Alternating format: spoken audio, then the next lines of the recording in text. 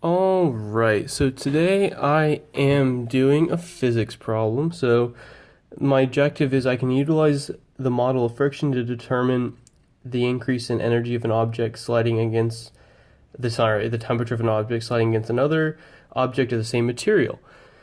So here's my problem. My problem is Professor Rumble becomes stranded on an island after boating very far into the ocean. In an attempt to create a signal fire, Professor Rumbold finds two perfectly identical sticks made out of the same type of wood.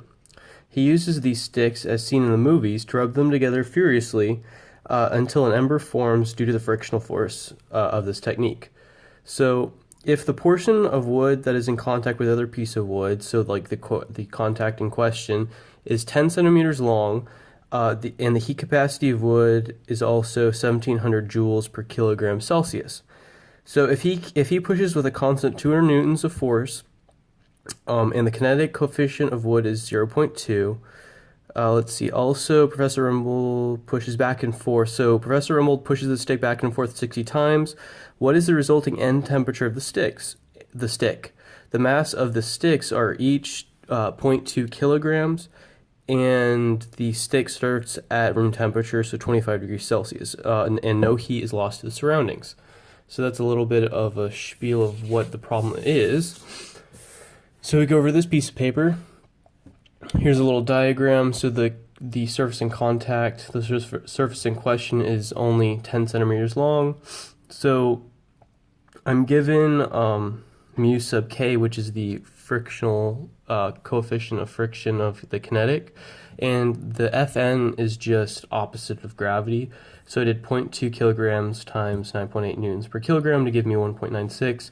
And when I solved for F friction, it turned out to only be 0.392 newtons. So we come over here to E thermal. We learned in class the change in E thermal is equal to F push delta R plus F friction delta R. Well, a more representative, to get more of an accurate representation of how many joules of work friction is actually doing, we can use D effective.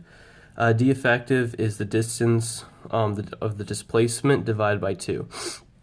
So in our case, it's 10 divided by 2, which is just 5 centimeters. So we're only going to consider 5 centimeters out of the 10 that it's actually coming in contact with when the wood is coming in contact with the other wood. So when solving this, I did 200 newtons for the push force times 0.1 meter, 10 centimeters, plus F friction, which turned out to be 0.392 newtons times 0.05 meters, which was at 5 centimeters. And that gave me 20.0196 joules, and that's for every 10 centimeters. Here,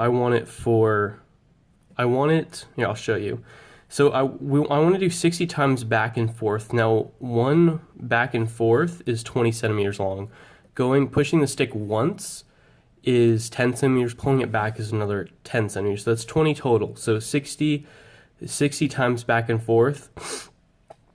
So now you come over here. So if we want to get 20 centimeters, we want to do 20.0196 joules times 2 to give the joules of energy that is generated after moving the stick a distance of 20 centimeters. So then we take that times 60, because it's 60 times back and forth, and that gives us, it gives us 2,402.352 joules generated.